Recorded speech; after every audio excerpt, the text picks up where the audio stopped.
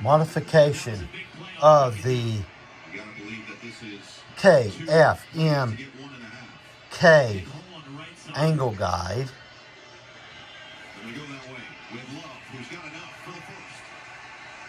Cut this out, replace the platinum,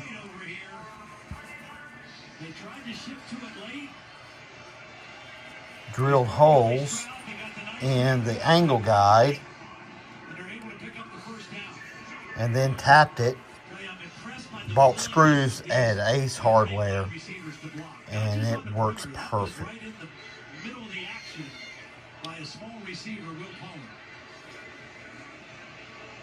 This company could have done this themselves.